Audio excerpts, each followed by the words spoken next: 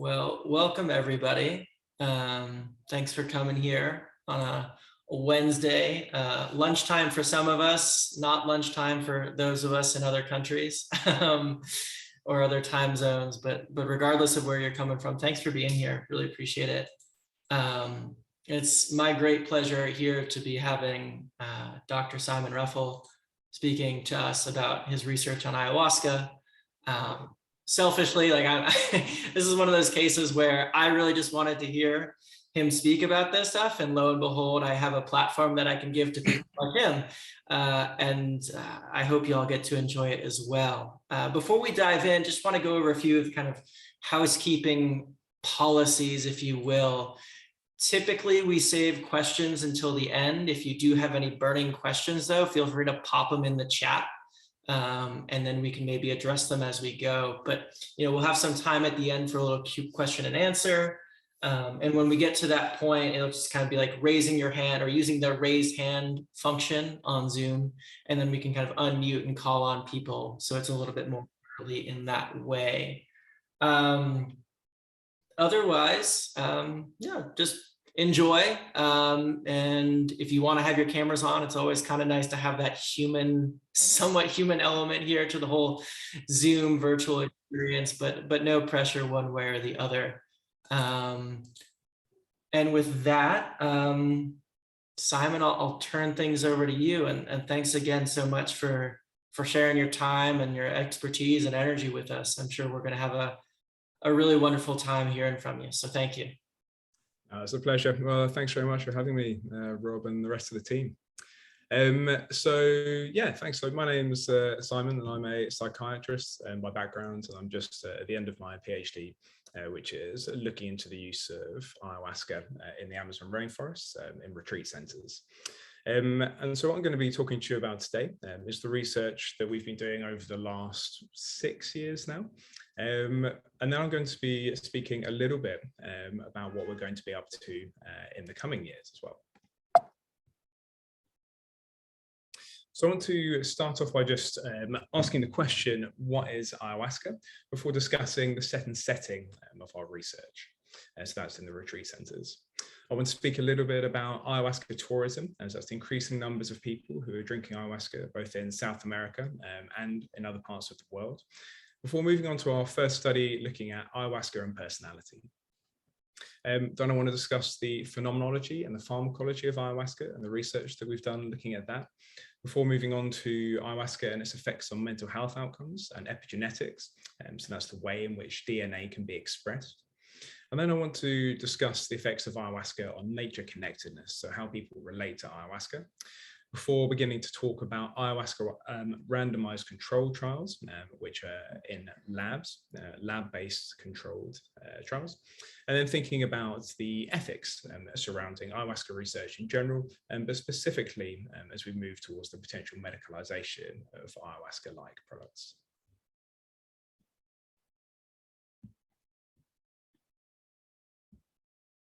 Okay, so to start us off, why study ayahuasca, or why study psychedelics in general?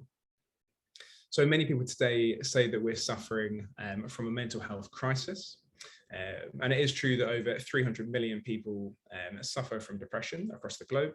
And that's roughly the population of the United States of America, and about 5% of adults. 1/3 of people don't respond to antidepressants that are prescribed to them.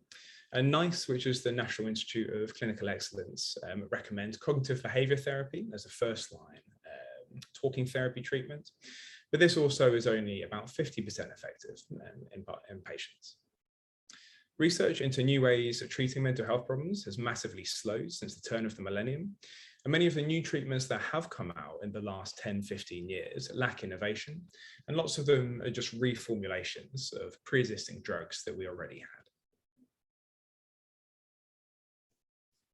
So just a little bit of background about me and about how I got into this research. So I've been working as a doctor in the NHS for a couple of years, and this was about 7 years ago.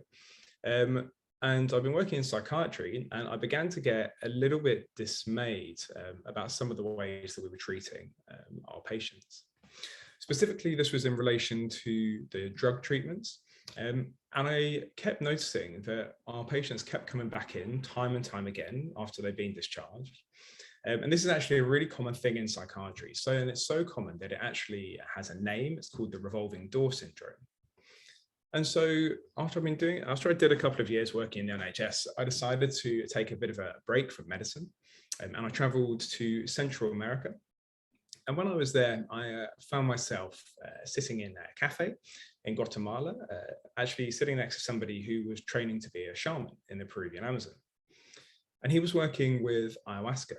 And he started telling me lots about ayahuasca and the way that he'd been using it to treat some of the conditions that we'd been struggling to treat patients with in hospitals back home. And so I was really interested in what he was saying. And when he invited me to come to the Peruvian Amazon to see what he was up to, I said yes. And that's when I had my first experience with ayahuasca on a retreat. I was completely blown away by the effects that it has, both on myself and also with the other participants who are on the retreat as well. And so I started looking into some of the research that had been done into ayahuasca. And I found that although there was research looking at ayahuasca, a lot of this was based in the churches throughout South America.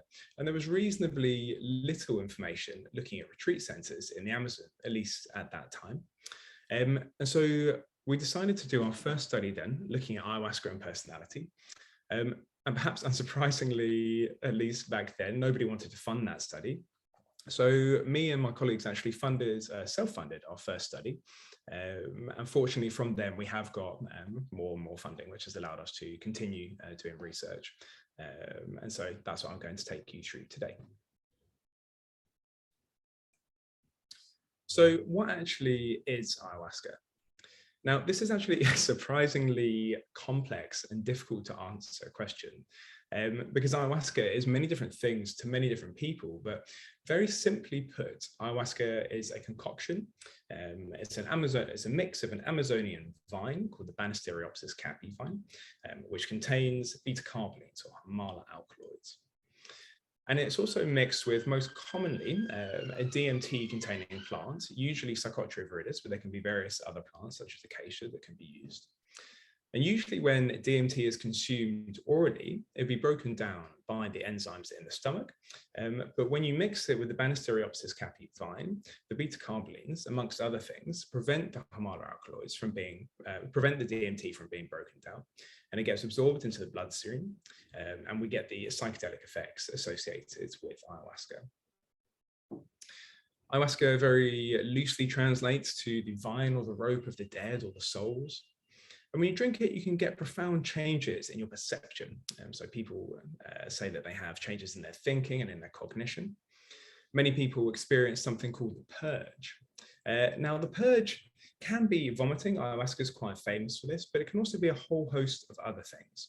So you can purge emotion. You can be shivering, or you can be shaking, you can be crying, you could just get diarrhea. So it can really be a whole host of things.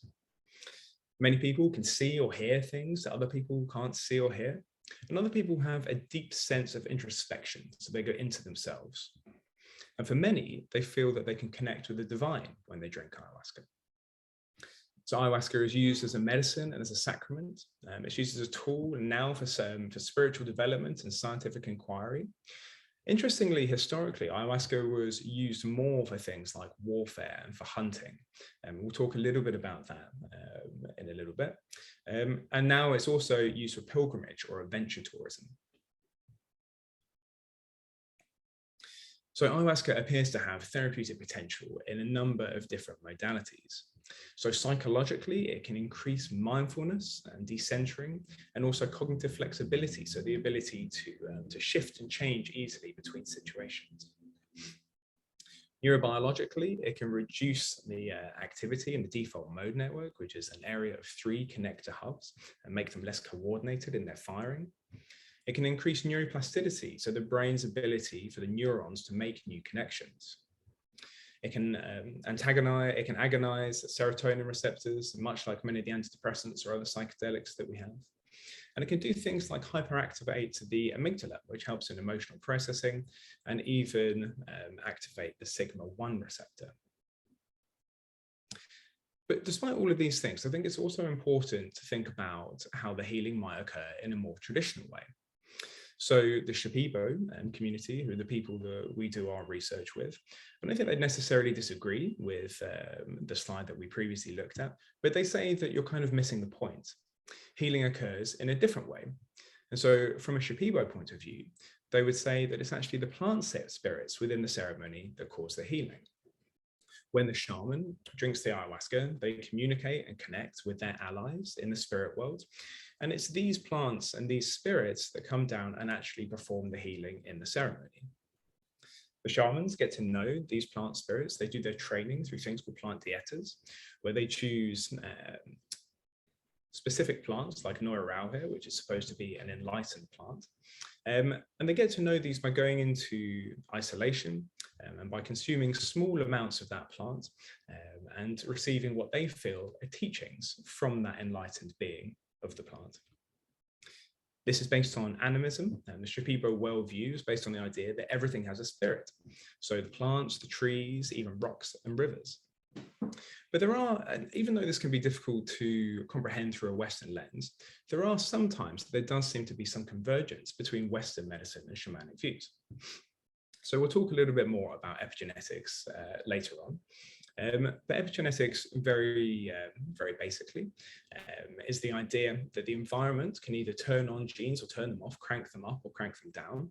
And these can be passed on through generations. So if you have a traumatic experience, so for example, if a grandparent was in the Holocaust, certain genes that have been affected by this, that have been either cranked up or cranked down, will be passed on through generations.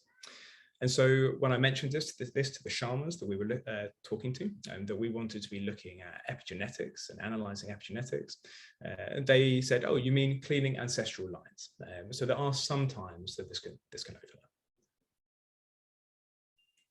Okay, so our research takes place in the Mashana community, which is an indigenous community in the Peruvian Amazon of about 80 individuals. And there's a retreat center there that we work at called Riospo, which is affiliated with MAPS. There's no mains, phone or electricity there, and it's 2 hours away from the nearest town, which is Iquitos. And we work with experienced healers such as Don Rona. So here we can see the location of the retreat center. And this is the Mashana community.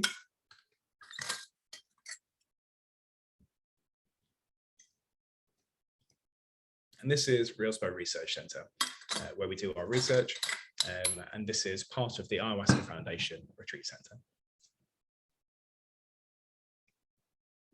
Okay, so before people do an ayahuasca retreat, they're recommended by the Ayahuasca Foundation to engage in a washout period, and this is 2 weeks beforehand. So there are various dietary restrictions, such as avoiding cheeses and fortified wines and pork. And people do this because they need to reduce the risk of adverse reactions, such as hypertensive crisis.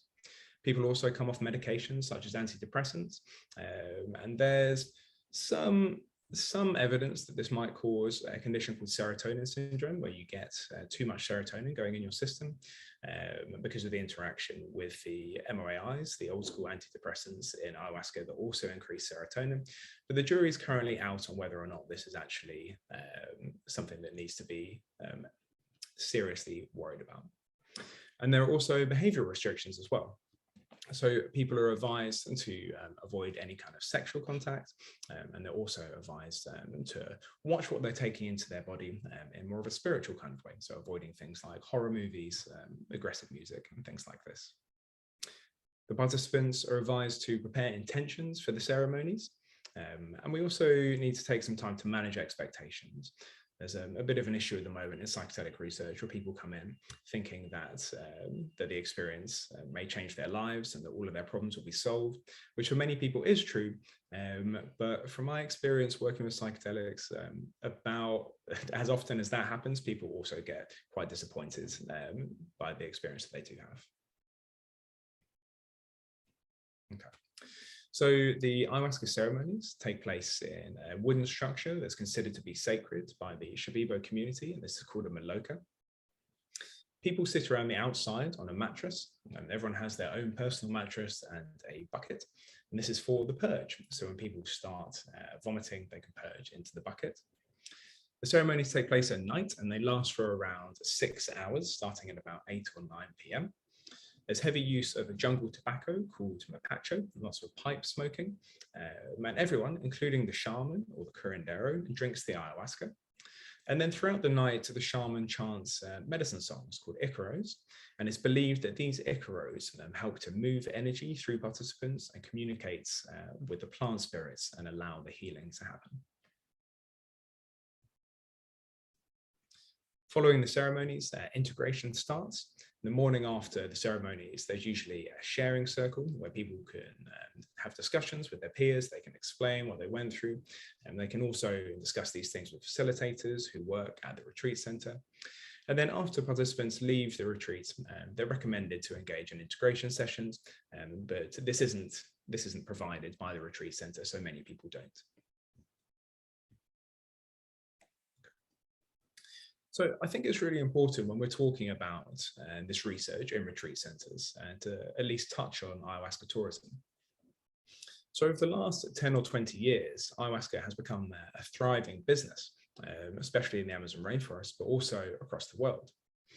And many people believe that this could be diluting tradition. So as we mentioned before, historically, ayahuasca was used more for warcraft and for hunting. And it definitely is used for things like for love and light and for healing. But this is a very Western way of thinking about it. And quite often Western people don't want to engage with what they perceive to be witchcraft. So this is actually changing the tradition. So many of the retreat centers, many of the shamans are neglecting what was previously balanced with ayahuasca. And they're not training themselves in things like warcraft and hunting. Some people might think that this is a good thing, but no matter what you think, it's actually changing the tradition based on the Westerners' idea of what an ayahuasca retreat should be like. There are also environmental concerns, and this isn't just to do with people flying over to the Amazon rainforest, but it's also to do with sustainable harvesting of the ayahuasca vine. So the vine can take between 7 to 10 years to grow to full maturity, and it needs to be harvested in a sustainable way. And in recent times, people have become concerned that this isn't happening. There are also issues to do with safety. So there's very little regulation of ayahuasca in the Peruvian Amazon, and this leads to some charlatans appearing with psychedelic brews, saying that they're curanderos, and unsuspecting Westerners aren't sure who to go with. And this can lead to damage psychologically, sometimes physically. Unfortunately, sexual exploitation is no longer rare in ayahuasca circles. And this has happened so much that there's actually some guidelines for the awareness of sexual abuse that have been produced by shakruna.net. And I would advise anyone who's thinking about drinking ayahuasca to check out those guidelines, and also the ethical code for ayahuasca ceremonies that was put forward by Plant Deformer. Other people have concerns that ayahuasca tourism might lead to commodification, that this could just be cultural appropriation or biopiracy. Could this be a form of neo-colonialism, where there's now a market that's controlled by non-locals, leading local people to be disadvantaged? When there's large amounts of money coming in, especially US dollars coming into these small communities, it can actually lead to the destabilization of these communities. And so we also need to think about that. But despite this, for many, ayahuasca tourism leads to healing and meaning. And many also argue that if it's done in the correct way, ayahuasca tourism could help to promote and even protect these traditions. Traditions like the Shipibos were becoming less and less maintained up until about 20 years ago, and now they're becoming pretty popular. So we're now going to move on to the first study that we did. So this is looking at the effects of ayahuasca on personality in our retreat center in the Amazon. So this was an observational repeated measures design. And so we handed out inventories immediately before participants drank ayahuasca for the first time, and immediately after their final ceremony, and then 6 months later to look for longer term changes. The retreats lasted for 12 days, and so there were 6 ayahuasca ceremonies, 1 every other day. And we also collected semi-structured interviews and to look at a more holistic idea of what was going on with participants.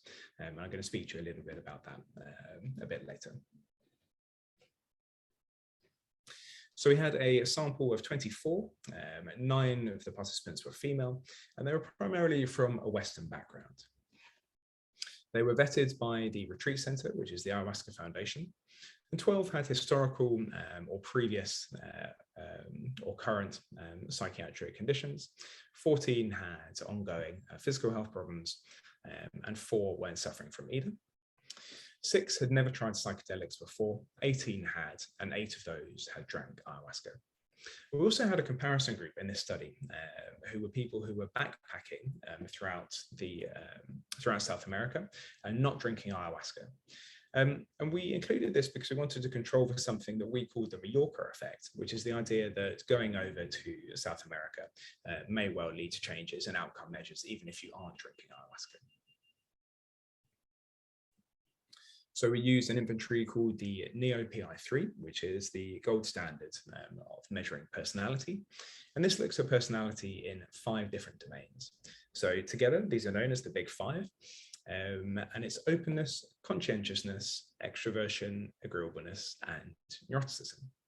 And then we also gave participants the mystical experience questionnaire after they finished their final ceremony to see whether or not peak experiences had any impact on the changes that we saw.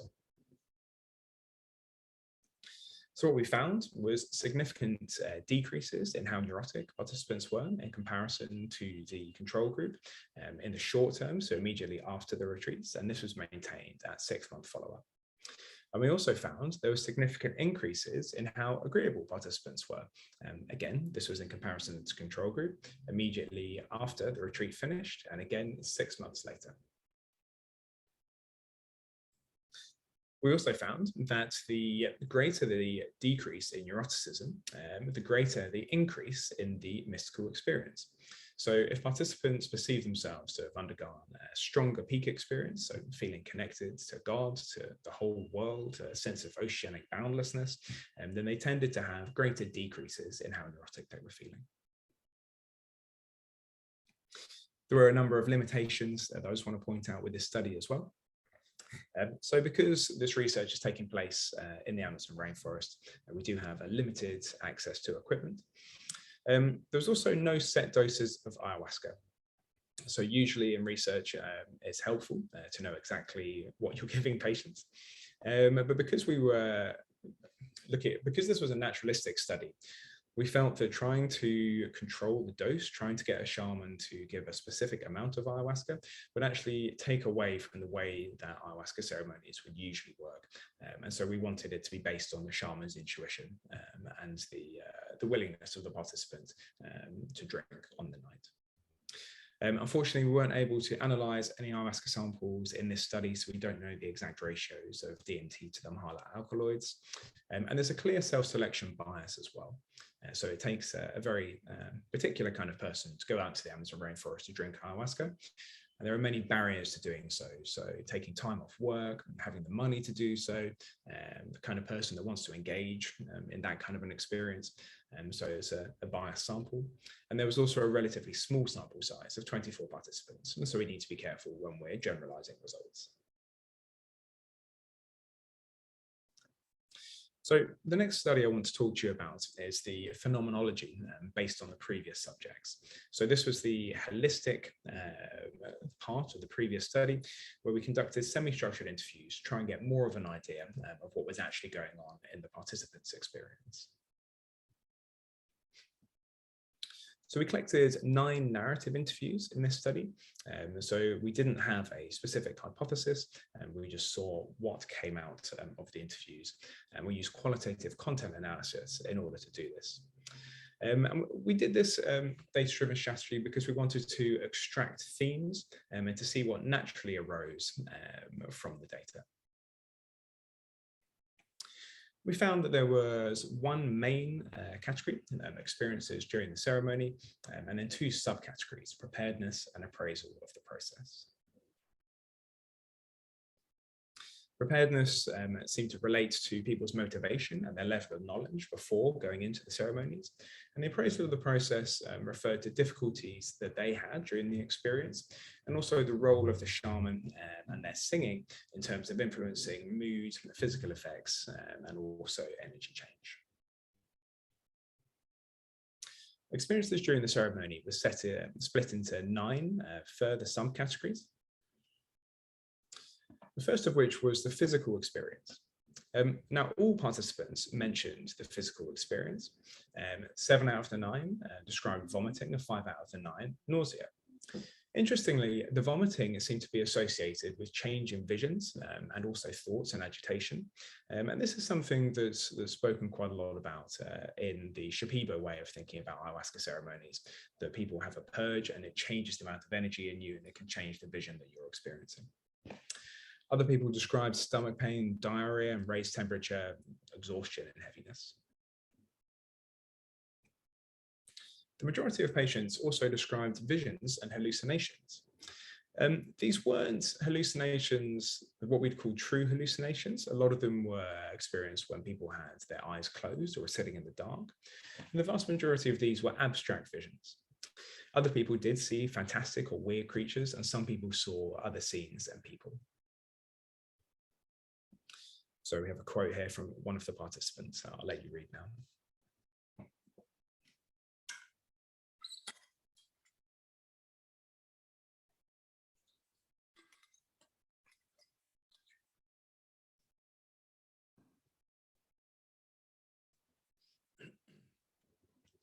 We found that the majority of participants were able to derive spontaneous meaning from what they saw. So they had an immediate understanding and were able to have personal reflections that came through from drinking ayahuasca. So for me to kind of resolve that, just to move on with my life and never have to think about that again, and to start, a better relationship with someone else. 3 out of the 9 participants, however, weren't able to understand the content. And one of them described recognizing symbolism. And then it suddenly occurs to me that this is just a symbol for my inner child. 3 out of the 9 participants described communication with entities. This was either in the form of communicating with Mother Ayahuasca or receiving messages from family members. There was also one message from an unspecified entity, but these seem to come in either an explaining or a teaching style, as a therapeutic order or a suggestion, and they came in a supportive and a calming manner. And suddenly I heard the voice of my mum, and she says, "You don't have to find anything, I'm always here. I'm always here. You just have to turn to me and towards me. I'm here anyhow because I'm your mum. My love is always here. You are the one who turned away. You were the one who decided to go away. The moment you turned around, I'm always here." The vast majority of participants described insightful personal meaning. So some of these were to do with interpersonal psychological insights, some insights into relational or social biographic themes, some general ethical and healing insights, and some people described mystical and spiritual and religious experiences. And I started asking ayahuasca questions like I think that most people think about, like, why is there life on Earth? What happens after you die? Questions you can never normally have an answer to. And I found those questions were answered immediately. The answers were kind of implanted into my brain. And I remember just lying on my mat and thinking, how can this possibly be? So the majority of participants acted outside of their visions. So when they responded to what was going on in their visions, they might try to repeat words to themselves in a monologue, or try to relax by changing their position. Or they might try to have specific mannerisms or movements. But 2 of the participants tried to interact with their visions, inside the visions. And I saw a little kind of joker being. And I asked him, as I was told to do, if it was medicine, to stay, and if it was not, to go away. And I was transported into a really brightly colored scene. There are a number of different cognitive reactions that occurred after drinking ayahuasca. Some people had doubts and worrying thoughts. Others tried to control the content that they saw. Some described intensified thoughts, but the majority, and a lot of them described getting absorbed by the experience. we saw that there were 3 emotional reactions that people came across. So 8 out of the 9 participants described therapeutically desirable emotions. All of them had unpleasant emotions, and 4 had what we call hedonistic emotional states. That was basically just having a really good time. The therapeutically desirable emotions encompassed love and connection, calmness and relaxation, gratitude, acceptance and openness to others, and feeling supported and well understood. I'll let you read a quote here now that describes that.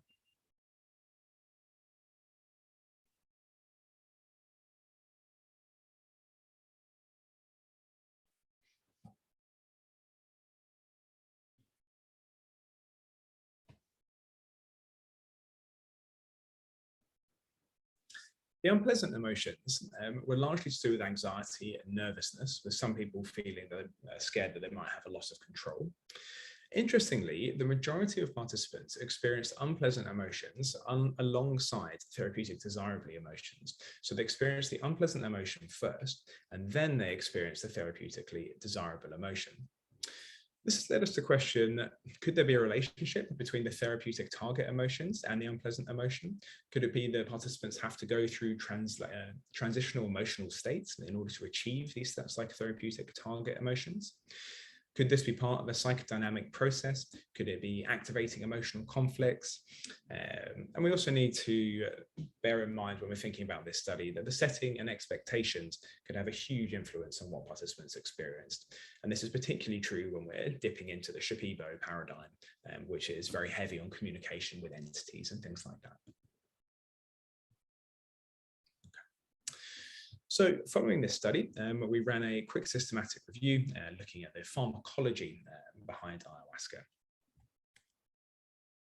So previously, it was mainly thought that ayahuasca, the components behave in an additive way. So we wanted to see if there was anything else that could suggest differently. So we looked at 3 different databases and found over 2,000 papers initially. And then we screened 200 in more detail and found 16 were relevant. And I just want to quickly summarize some of the findings that we found to give a bit of a background of the pharmacology. So as most people already knew before and we covered earlier, when orally ingested, DMT isn't active if you don't have the Hamala alkaloids in the Banisteriopsis caapi vine. But when you do, it prevents the deamination of DMT, and then DMT appears to be affecting the serotonin receptors, specifically 5-TH2A and C. The Hamala alkaloids, interestingly, also bind to the serotonin receptors. And it turns out that the Hamala alkaloids are actually psychedelic in their own right. And if you give them in high enough doses, then you can have psychedelic effects.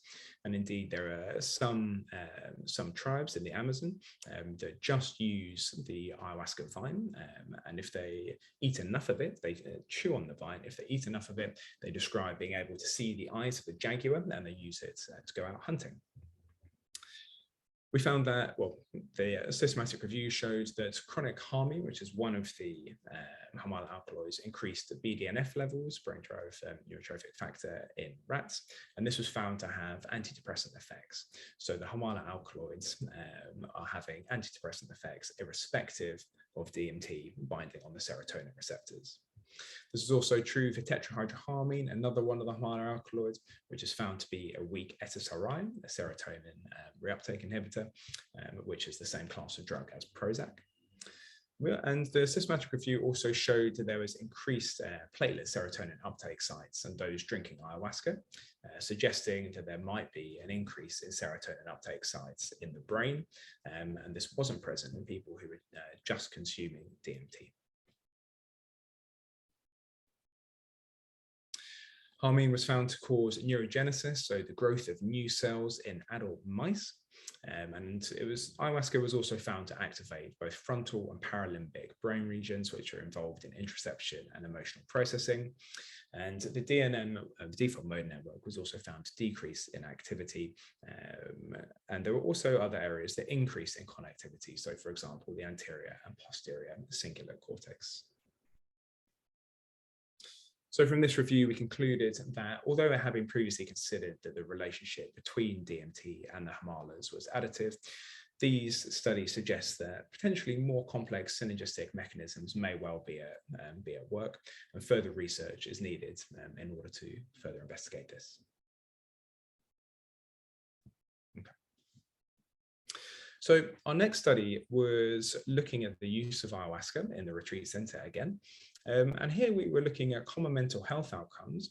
And this was also the first study to ever look at any psychedelic and epigenetic change. So the way that the environment interacts with the expression of various genes. So in this study, we had 65 participants, and we used a very similar methodology to the first study. So we gave participants inventories immediately before, after, and 6 months after a ayahuasca retreat. Before the retreat, we looked at the demographics of participants, as well as looking at their level of childhood trauma. So we wanted to see whether or not ayahuasca had different outcomes for people who had experienced different levels of childhood trauma. We then gave participants the inventories to look at depression, anxiety, self-compassion, general well-being, and also the SCEPT, which looks at the way in which memories are perceived. So we wanted to see whether ayahuasca was changing the perception of memories, not the actual memory themselves, but the emotional effect that's associated with it. And then we also looked at the mystical experiences associated with the ayahuasca retreats, as we did before. In this study, we collected quantitative data here and also qualitative, which we're currently analyzing. And then in order to collect the epigenetic data, we collected saliva samples from participants immediately before and after the retreats. So we found there were significant decreases in how depressed participants were immediately after the retreats, and this was maintained at 6-month follow-up. And the same with anxiety. There was a big decrease, a significant decrease in anxiety immediately after the retreat, and again, this was maintained. We found that participants increased in their levels of self-compassion immediately after the retreats, and again 6 months later, and also that their levels of global distress decreased following the retreat, and again this was maintained 6 months later. We found that the participants' perception of memory became less negative after drinking ayahuasca, again, both immediately following the retreat and 6 months later. So the actual memories didn't change, but they described them in a less negative light. So we used depression as a proxy for all of the other measures because they were quite similar. And we found that the greater degree of childhood trauma, so the more trauma participants had experienced in childhood, the greater the decreases in depression and therefore likely anxiety and all of the other things that we looked at. And similar to our first study, we also found that the greater the mystical experience, the greater the decreases in depression and likely anxiety and the other measures as well. So in terms of epigenetics, we found a statistically significant increase in the methylation of one of the genes that we looked at, which is the sigma-1 gene. Now, this gene the reason we chose this gene is because it's thought to bind to DMT, and it's also hypothesized that it could be involved in traumatic memory recall. Now, although this is exciting that we did see this increase in methylation, we can't really draw any conclusions from this because we really need samples of hundreds, if not thousands of patients before we begin to generalize results, and we only had 65. But it does suggest that there could be something going on an epigenetic level when ayahuasca is consumed, although this could also be as a result of the retreat. So further research needed, as per usual. I'm pleased to say that we actually have just got some funding to carry on looking at this, so I'll let you know what we find in the next few years. So we found significant improvements in common mental health outcomes and the associated wellness as well. And these were both in the short term and maintained 6 months later. And this suggests that ayahuasca may well have lasting therapeutic potential. Our analysis did suggest that ayahuasca could have an effect on sigma-1, and this could be a mechanism of change, but we need further research in this area. Okay. So the most recent study that we've done is looking at the effects of ayahuasca on nature connectedness. So this is the way that people relate to the environment. In this study, we had a sample of 58 participants, and we collected just quantitative data for the immediately before and after the retreats. We were looking at nature relatedness, as well as depression, anxiety, the mystical experience. And in this study, we were also looking at mindfulness as well. We found that there were significant decreases in how depressed participants were, and also decreases in how anxious they were, both in terms of trait and state. So state anxiety is more of a short-term anxiety, so it's kind of your response to a situation, a bit like describing the weather in a place, whereas trait is more of a long-term thing. Your character, a bit like describing the climate of a place. But there were decreases in both of these after drinking ayahuasca, and increases in levels of mindfulness, and also increases in nature relatedness. So interestingly, we found that the greater the increase in nature relatedness, so how connected people were feeling to their environment, and whether they felt kind of at one and in tune with nature, these seem to be strongly correlated to depression, and also state anxiety, and also correlated to trait anxiety as well. In this study, we didn't find that the mystical experience was correlated to any of the outcome measures that we were looking at. And this is this goes against previous research that has pretty much unanimously found that mystical experience is related to changes in a wide variety of outcomes. This could have been for a variety of reasons. One, because we were using the mystical experience questionnaire in a bit of an untraditional way. So we were using it to look at the whole retreat rather than just a single psychedelic experience. Also, we had quite a lot of missing data, unfortunately.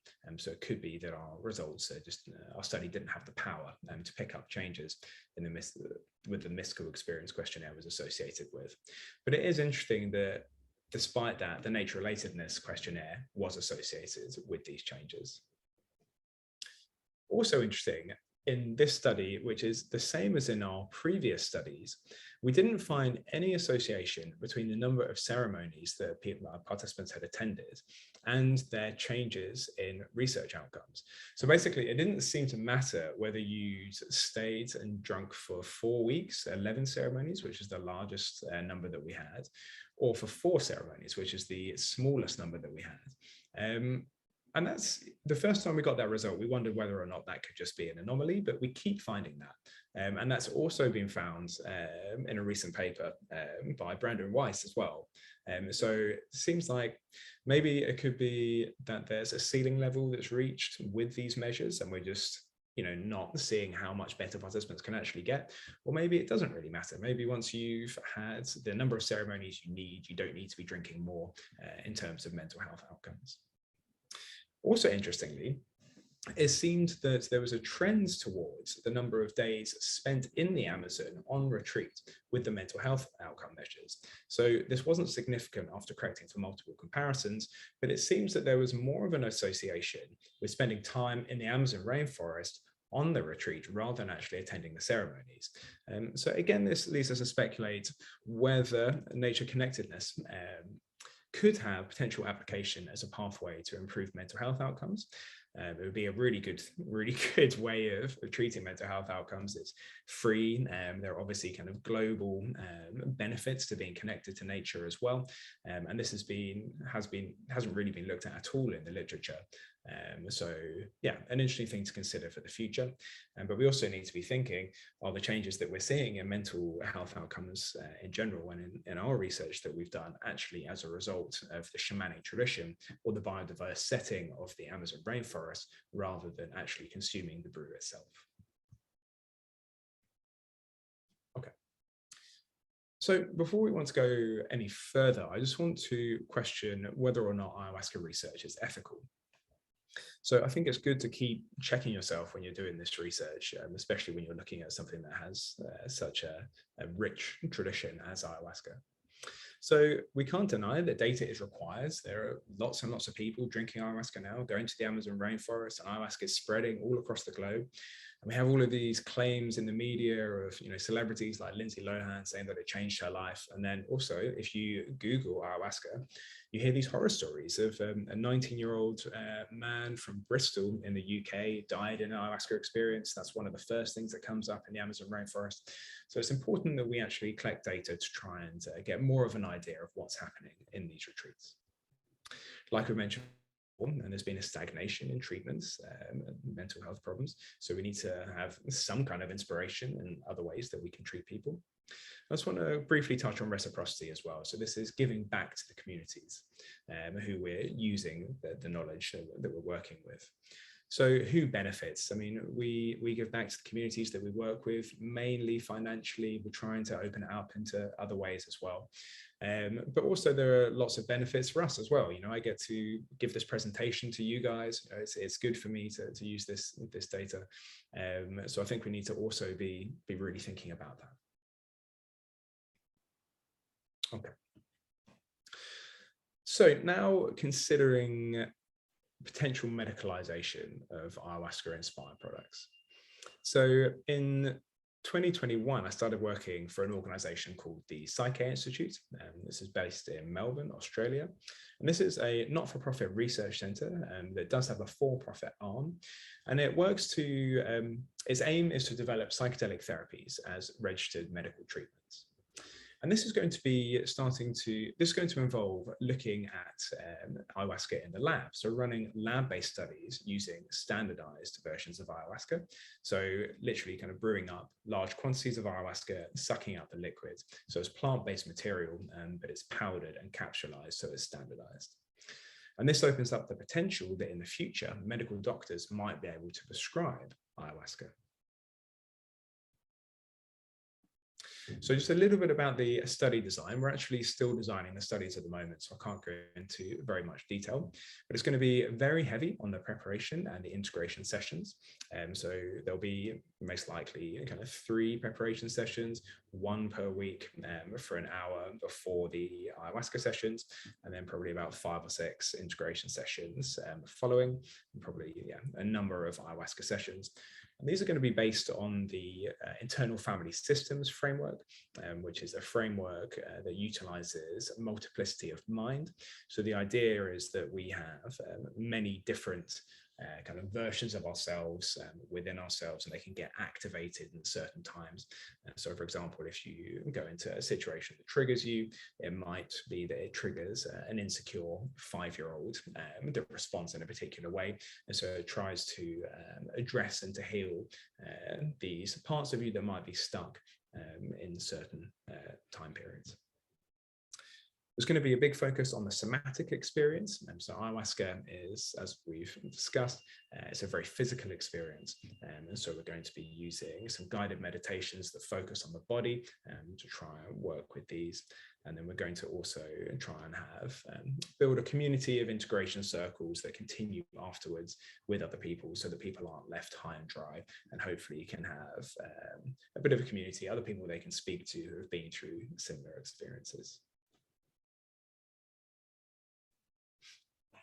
So the therapeutic approach is going to be very similar to most of the psychedelic studies that we're seeing at the moment. So there'll be a non-directive approach, which is supporting an emerging experience. There'll always be 2 therapists, at least one of them will be a female, and the participant will largely be reclining in their bed, and they'll have eye shades and headphones on, listening to a specially designed playlist. And we're going to try and get participants to focus on their own healing and try and it will take place in a hospital. We're going to try and make it as homely as possible. Okay.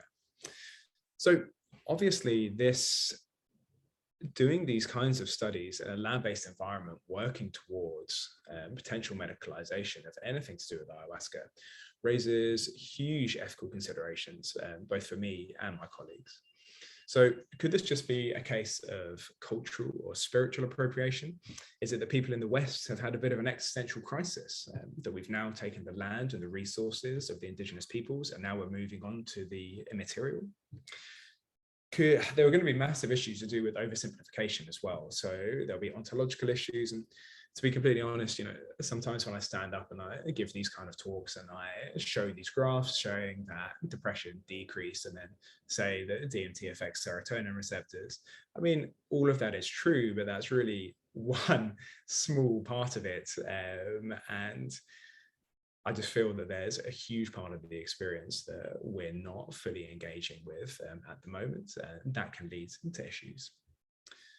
And will it actually work? Now, this one's particularly interesting because from a Western perspective, ayahuasca works by, amongst other things, affecting different receptors in the brain and having these kind of neurological and psychological effects. But if we don't have the ceremony, the traditional ceremony in a hospital setting, and it's not just the Shipibo ceremony, there are many different ways of running ayahuasca ceremonies. If we don't have that connection to spirit, I think many people would argue that the effects that we see won't be nearly as impressive, and some might even question whether it will work at all. And I also would argue, is this actually ayahuasca?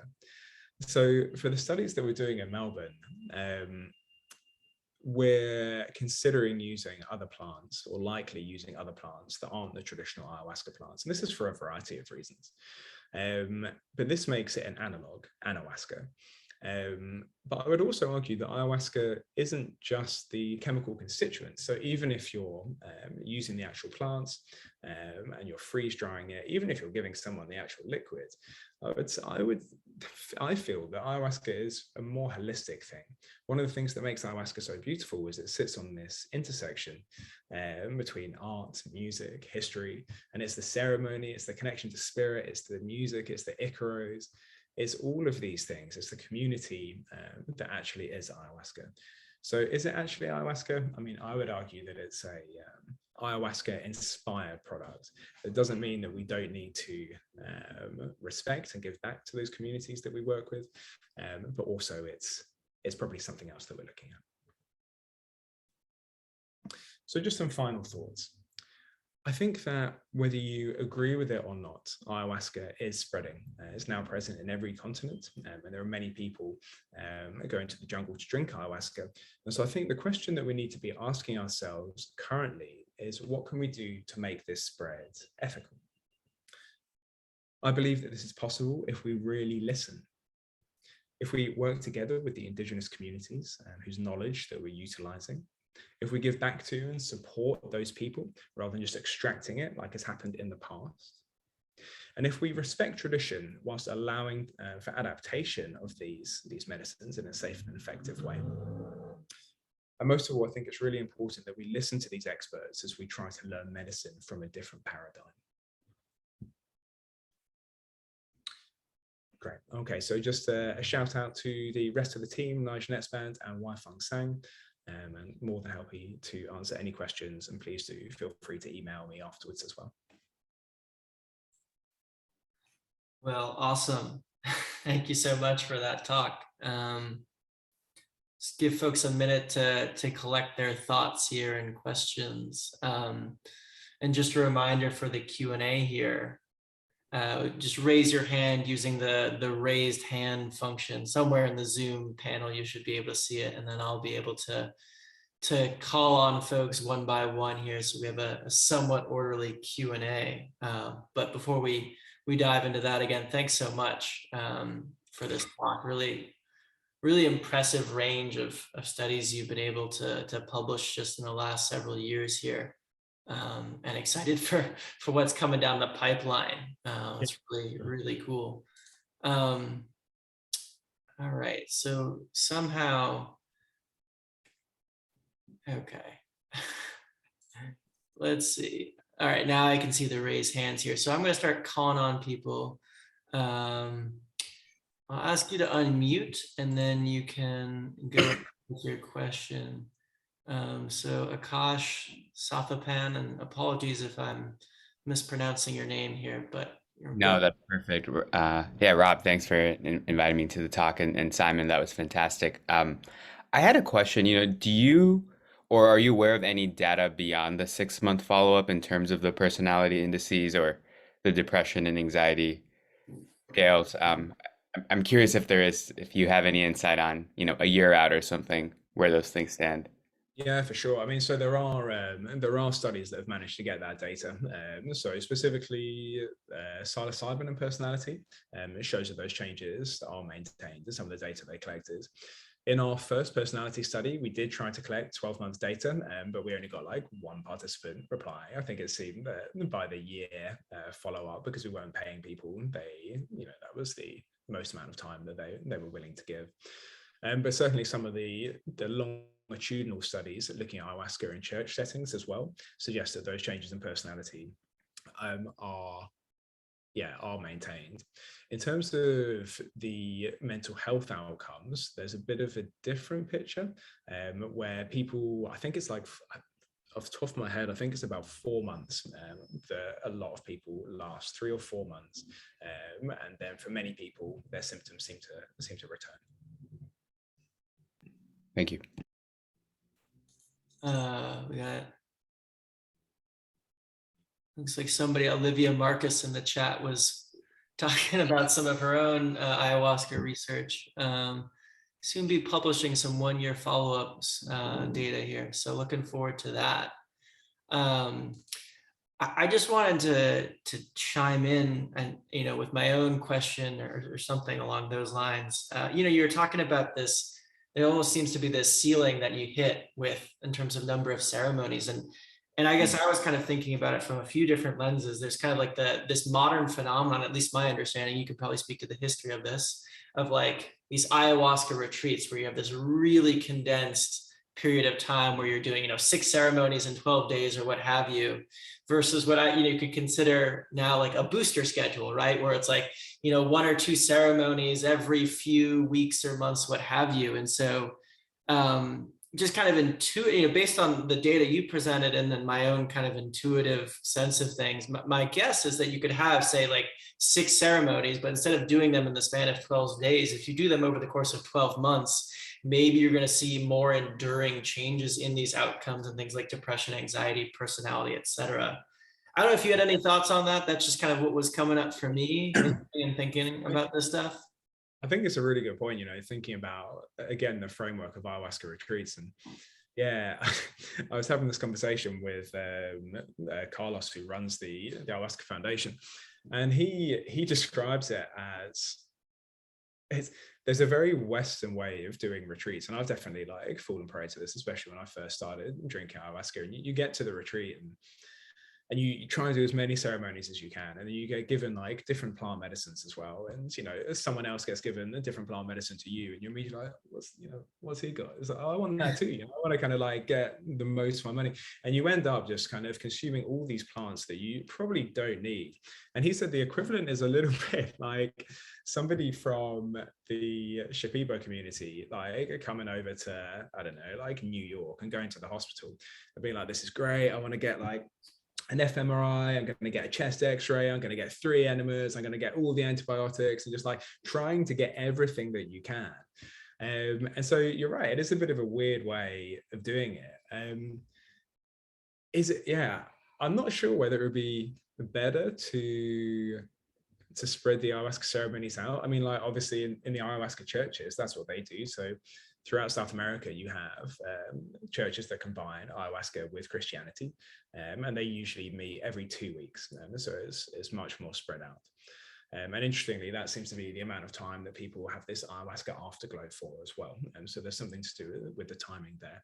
But again, I'm not sure, in answer to your question, whether it's a shortcoming of the measures that we use in trying to capture the ayahuasca experience, or whether it would just be more beneficial to spread the ceremonies out. Right. Well, more research is warranted, right? That's as always. All right. Well, thank you for that. Yeah, I'll move on to somebody else, and maybe at some point I'll be chiming in. So Max, you can go ahead with your question.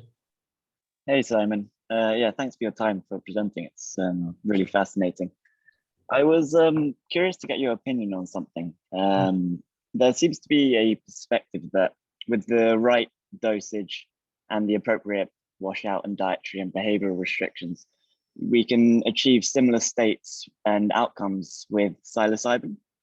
And I was just curious to what you thought ayahuasca brings to the table that is distinct from a high dose of psilocybin. Yeah, I mean, this is an interesting one. So my feeling on it, but I'm incredibly biased because I drink a lot of ayahuasca and do with this research, is that ayahuasca, especially the kind of the jungle use of ayahuasca, seems to be firstly more spiritual, probably because of the container and the history and the ceremony. But it also seems to, again, this is just my own kind of anecdotal experience, be better at lifting heavy trauma. So things like PTSD, things like that, like ayahuasca seems to be better at kind of really dislodging those kinds of things. But I was on a panel with Bill Richards and someone asked this question and I gave that answer. And then he called me out on it and said he, after doing 50 years of psychedelic research or whatever, doesn't think that there's any difference between using ayahuasca or psilocybin or LSD, and that they all get you into the same space, and that they can all have the same effect. It just really depends on dose and then your own ceremony. So I think, yeah, in answer to your question, I would say ayahuasca, but I mean, that would be a fantastic study to do ayahuasca compared to psilocybin. And I intuitively feel that things like MDMA might be better for anxiety and depression, and psilocybin may be similar, and then ayahuasca for more kind of heavy duty trauma. But that's just my personal opinion. Just to jump in with whatever limited insight I have on these matters. I know we're thinking about, the microbiome in some of the work that we're doing, and you can find, if you go into the literature on this, there's not a ton of data really, but you can find like, oh, there are certain antimicrobial properties associated with some of the compounds in ayahuasca that are maybe distinct from that of LSD, presumably, right, or MDMA, right? And certainly that fits within, or Simon, you can speak to this more eloquently than I can, to kind of like the cosmology around ayahuasca and kind of the healing intelligence that it possesses when it's going through the the intestinal tract and all that. And so this is all relevant, in case it isn't obvious, like to potentially a gut-brain or gut-immune axis kind of mechanism of action. So more research again is warranted, blah, blah, blah. But hopefully at some point in the next few years, we'll have some data to say like, oh, here's this potentially novel mechanism of action that is unique to this particular psychedelic. And, again, yes, maybe some of these things get you to the same place. How they get you there might be somewhat different. And ultimately there may be a different place for each of them, frankly. Like we'll see to what extent these kinds of, there's a Venn diagram and to what extent they overlap. But I think that's a really good point as well. And like the pharmacology of ayahuasca, like we spoke about, is more complex than the pharmacology of psilocybin, but mainly because it's a bunch of different things. And so you have the DMT, and then you have the four main hormonal alkaloids. DMT, which is affects serotonin receptors, and the hormonal alkaloids, one of them's an SSRI, one of them's an MOAI. So already there you have at least two different antidepressants or things with antidepressant mechanisms working. And then with the ayahuasca brew, you also have all these other admixtures as well. So you have all these other components that are in really small amounts that are probably doing something, interacting as well. So when you compare, and you also have admixtures in natural psilocybin, but because you just very basically have at least two plants, I feel that there's probably more going on there that allows you to get deeper.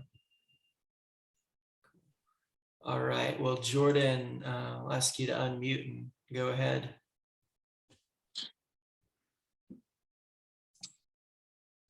Simon, thank you so much for coming and sharing all the work. It's so awesome to see how far it's come, and all the richness of the studies and future directions. I have like quite a few questions. I'll try to limit it to two initial ones. I appreciate you like wading into the ethical considerations of doing this kind of work, especially the medicalization piece.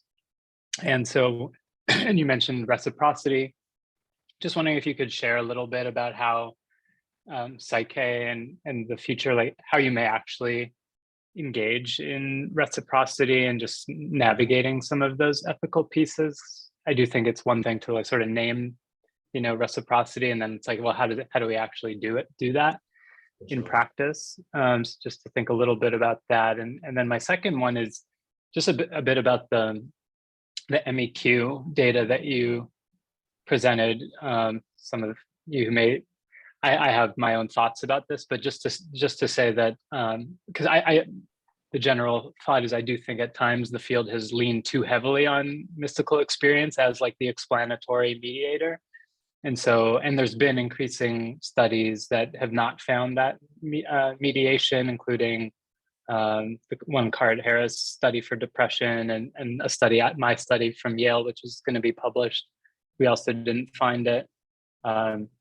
So it was cool to see that there was, the nature relatedness measure was actually correlated. And then, especially with ayahuasca, you mentioned that you'll be incorporating somatic practices, but I'm just wondering your thoughts about what are some, given that you didn't find that relationship, and it just feels to me sometimes like we're not looking enough for other mediation effects, and just kind of, we keep relying on the MEQ as the thing. So just, in our work, we've looked a little bit more at psychological flexibility as a mediator, but I think especially with ayahuasca, there's just so much going on that just curious your thoughts about other mediators, and especially like whether in future research you might use other or even develop other measures to get at things like the somatic part of the experience, things of that nature.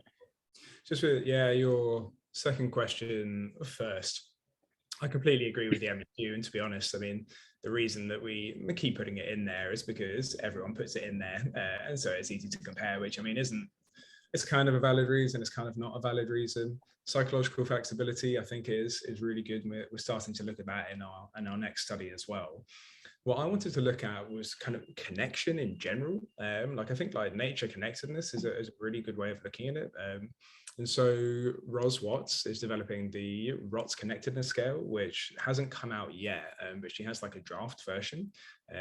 So I'm particularly interested in that. But I think with all these things, there are so many things you could look at, and the somatic one's a really good idea as well. I'd be interested to get your thoughts if there was a kind of a scale that you think would be worth including, and I'd be more than happy to put that in. But yeah, I think also it's worth mentioning as well and I touched on this when we were speaking earlier, but the way that we used the mystical experience questionnaire wasn't the normal way, which could have affected the results, because obviously normally it's for one experience, and we were saying, for the retreat, did you experience any of these things? So that could have had an impact as well. But yeah, in terms of the reciprocity, I mean, it's firstly that word reciprocity. If we're going to be more specific, I think so far all that we've done, and this is the jungle research team, is benefit sharing, which is giving money. And so for the jungle research team, we have a really good connection with the shamans that we work with, and we give to a charity called Rain that does agroforestry and those kind of things. But we recently have started asking them what they want to look at. And so actually the Nature Connectedness paper was the first time we did that. And they said connection, and like connection to the plants. And so there's a bit of translation and kind of how do you interpret that from a Western lens. But it's a move towards trying to include them. And what I want to do is and again, this is still like very early stages, but keep working with the three brothers, the Lopez's, who are on that slide there named, and try and make science beneficial to all of us, and it will always be more beneficial to us, but to really ask them what they want to look at, and then really try and do that, and then keep checking in with them, and then like if possible put them as authors. And I don't know the ins and outs, but this is kind of what I'm thinking at the moment. The nature connectedness was that first part, and in the studies that we have coming up, we're trying to continue looking at connectedness, particularly to do with EEG as well, so continue to go down that route. With the Psyche Institute, this is a tricky one because we're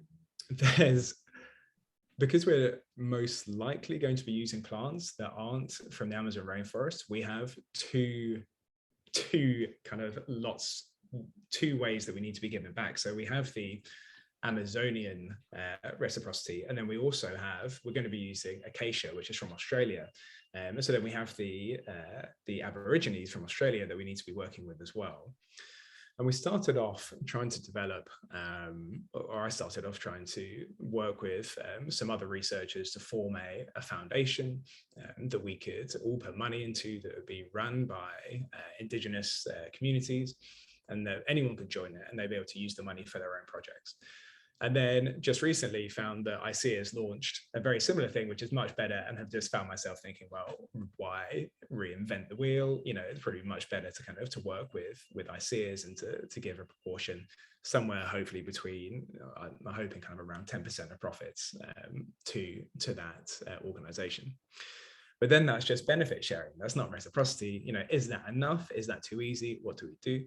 So the other thing that we're trying to do is, or two other things. One of them is to, it's kind of been done before, but to form to write what are we going to call it? Yeah, some kind of like mission statement for anyone who's coming into the space to look at ayahuasca or anything derived from ayahuasca. You know, kind of anahuasca, pharmahuasca, all of these things, and that they join this pledge. That was it, a pledge of how they're going to work alongside the communities, how they're going to try and give back, how they're going to do all these things, so try and work ethically.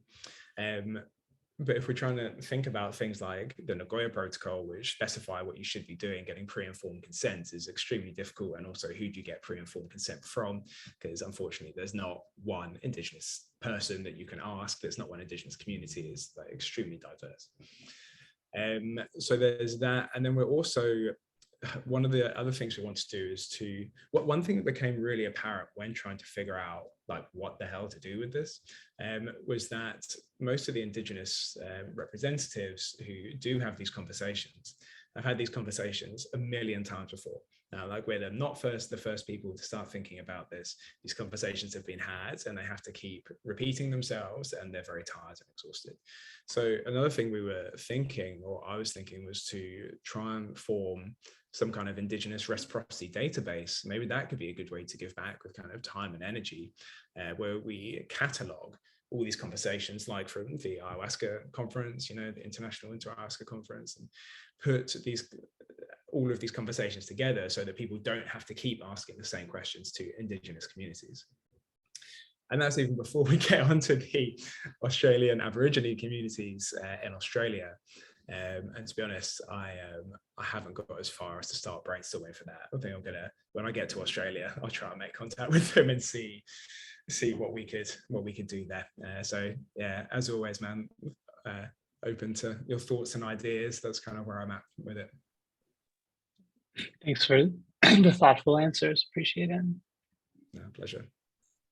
Yeah, that was a really good, thorough answer. I just wanted one thing, at least for now, to share. I'm just going to pop a study in the chat. So this was the Johns Hopkins team. This is in relation to the MEQ discussion you had at the beginning. So they had their insights questionnaire or whatever, I forget exactly the title of it, but either way, they're looking at, you know, these profound insights that people can have, and seeing that is actually a stronger mediator of therapeutic outcomes than the MEQ. Again, I don't know how often this has been studied at this point, but they were just finding like, oh, like to your point earlier, like, oh, everyone's kind of obsessed with the MEQ because that's just kind of been the status quo for a long time. And Alan Davis and those folks developed this other one, and they're like, oh, actually, as a matter of fact, this might be even more important than the MEQ. So just putting that on folks' radar as something to think about. And that's I'll quit yammering, and hopefully, I think, yeah, we have at least one more question here. So hope you can unmute yourself and go ahead with whatever question you've got. Hi, thank you. Please excuse my outdoor location, and thank you so much for a delightful talk, so interesting. So my question is about the study of the shamanism itself. As you mentioned, in the Shipibo tradition, the Icaros are seen as being healing themselves, and also your data about the time spent in the Amazon as opposed to the number of ceremonies points to some other potentially healing component of this process. And you know, also the fact that in Shipibo tradition, often people who are participating don't drink the medicine. So I'm wondering if you would predict that you would see any of these effects from shamanic healing without the molecular intervention of the medicine. I know that runs counter to a materialist sense of the world. I mean, for sure. I can only base this on my own personal experiences, but you know, I've heard anecdotal reports of people having profound healing experiences when not drinking ayahuasca, and also it's not uncommon for Shipibo shamans to treat people who, you know, we would say they have schizophrenia. They would probably use a different way to describe it. Not using ayahuasca, just using ceremony or using things like vapor baths, and they, at least from what I've been told, they still have these amazing healing effects. What we so I think definitely, but obviously we don't know that. But so what we want to do, this is the plan moving forward, and we just got some more funding, and so this is what I want to do. I don't know how feasible this is going to do, but the plan is to do a complete placebo retreat. So to have a whole 2-week retreat where we pay people to go, and they go through everything, including the ceremonies, everything apart from the ayahuasca. And we just, you know, we see what happens. It's an interesting one as well, because I've been called up on this with reviewers, and people say, how do we know that this isn't just a placebo effect derived from the ceremony? You know, like people when I'm reviewing papers, but there's a huge argument that we're completely neglecting the psychospiritual healing that could be occurring that we just don't understand. You know, what do we think placebo is? Does psychospiritual healing, which is the basis, or at least one of the, you know, pillars from the Shipibo way of healing, is that just placebo? Is that different? How do we measure that? So yeah, in answer to your question, I think that there's more than the chemicals going on, but without doing further research into it. Yeah, I'll keep you posted if we manage to do that placebo retreat. Sounds fascinating. Thank you. Cool. That's where you're gonna have the people at the placebo retreat just still drink like a cup of mud or something so that they have that experience, you know. Yeah. Just so that it's tightly controlled as possible here to help us disambiguate all the variables. Anyway, jokes aside, we have one question in the comments here from Nadav Klein. So I'll just read it out loud, and Simon, you can respond after that. So the question goes, since the jungle and connection with nature seems to be central to your experience, how do you think that will impact the use of analog substances in a hospital, or kind of in the clinical setting that you're looking to do with the research in Australia? Yeah, that's a really good question. I mean, I think it will massively impact it. And I think that in many ways there'll be its own kind of ceremony that will be that will start doing. I mean, I guess it comes down to what's your definition of a ceremony, but instead of a shaman, there'll be, you know, a psychiatrist or a psychologist or a sitter. There'll be the music, there'll be the preparation, integration. There'll still be, you know, certain things like aromatherapy that are reminiscent of the actual ceremony. So I think the effects are going to be very different. And that comes, I guess that begs the question, will they be kind of not as good? I don't know. I'm hesitant to describe effects as being not as good or being, you know, better. I think what they will do is it will open up the option for people who normally wouldn't go to ayahuasca retreats or wouldn't go to the Amazon rainforest, you know, for whatever reason, because of like fear or potentially money or whatever. And so those people will then have an option, hopefully, in order to engage in something reminiscent of ayahuasca-like experiences. And so I think for those people, it will be better, but I definitely think it will be different. And I also think it's important to recognize that, you know, to name it, and then not to try to just recreate what's already in the jungle. Obviously, we have to be very careful of cultural appropriation, but by distinguishing ayahuasca and ceremonial use of ayahuasca from the use of analogs in the hospital, I think that shows respect for what we feel ayahuasca really is. Yeah, that's a great answer. And I like your point too. I hadn't really thought about it as like there's kind of now a larger menu of options for folks who don't necessarily want to go down to Peru for a week or 2 weeks, right? There's in some ways an easier on-ramp, or not, on-ramp is maybe not the right term here, but for people in a lot of pain and suffering who don't otherwise have the means or the fortitude to some extent to hang with all those mosquitoes and bugs. But anyway, yeah, so thank you for that. We have one more question here in the chat, and folks, if you do have any other questions, feel free to raise your hands, but I'll try. Alan, you've got a long question here. I think it's about serotonin syndrome while taking SSRIs. So it's looking at, I guess the question here is at the very end about, do you know of any research that is focused on the interaction of SSRIs and ayahuasca? Yeah, if you could speak to that maybe. Yeah, for sure. So the whole serotonin thing, the serotonin syndrome thing is an interesting one. So there was one paper that was released in the early 90s that basically said that ayahuasca with SSRIs can cause serotonin syndrome. But many of the symptoms of serotonin syndrome, like a distorted sensorium, not being in a usual state of consciousness, kind of like shivering, shaking, things like that, are actually what happens in the ayahuasca experience. But because of that paper coming out, most retreat centers then were like, oh my God, we need to be super careful of serotonin syndrome. And so no one can be on any SSRIs when they drink ayahuasca. But despite that, when people have reviewed the literature, there hasn't been any documented cases of serotonin syndrome with SSRIs for everyone using ayahuasca in ayahuasca churches throughout South America.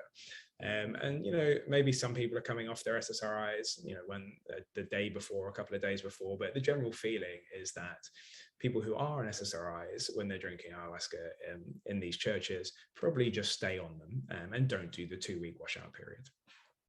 Also, serotonin syndrome it's on a spectrum. You don't just like have it or not have it. The more serotonin you have, like the more you get these symptoms. And so, I mean, there will be some kind of an interaction, and there will be increasing levels of serotonin in your system if you're already on SSRIs and you're drinking ayahuasca, which contains MOAIs, DMT agonists, and more SSRIs. And I'm not advising that anyone doesn't come off their SSRIs if they're going to a retreat center and they're telling them to, you know, not to be on SSRIs. But I'm just saying the literature is unclear, and as always, more further research is needed. Yeah. Yeah, thanks for that. It hadn't dawned on me that, yeah, with all the churches, that you basically have this immense data set here to tease out these relationships. And it's just kind of, I think in a lot of circles, just taken as dogma, or like, yeah, that like you got to be off any medications before you drink. And it's like, well, maybe we have decades of data here to suggest otherwise. Yeah. Well, shoot, I don't see any other questions right now. And since we are coming up at the end of the hour and a half here, I think this is probably a good time as any to stop. So I just personally, Simon, thank you so much. This was an absolute delight to hear you speak, and you handled the flurry of questions we threw at you tremendously well. I think for everyone here, I'll say on behalf of everybody here that this was a really wonderful talk, really mind-opening talk, and I'm so excited to hear more about what's coming on for you down the road and for the rest of the field. It's probably the millionth person to say it this year alone, but this is a really exciting time to be in this space, you know, and it's a great, it's just, I feel privileged to be a part of it and to be able to give folks like you a platform to spread the word. So thank you, and feel free, folks, wherever you are, to be given a little round of applause for Simon here. I'll just make a quick plug for upcoming events. We'll still be having more stuff going on this summer. I think our next couple talks, one will be about meditation as a psychedelic. That'll actually delve into the IFS realm as well, in all likelihood, which Simon was talking a little bit about, internal family systems. And then we'll also hopefully be having a talk about kind of the legislative landscape here. We'll be having Mason Marks hopefully talking at some point in June or July, kind of about what is going on with the legal landscape. You know, Canada apparently just passed some stuff around decriminalization of MDMA and other substances, and you have all these things happening on a local level in the US. So having an MD-JD speak to us to talk about what is going on and keeping our finger on the pulse of things. So basically, if you're on our newsletter, you'll be kept up to date on all those things. And yeah, I hope to see y'all at the next event. And thank you for coming. And again, Simon, thank you for coming to speak to us. Thanks very much for having me. All right, everyone, take care.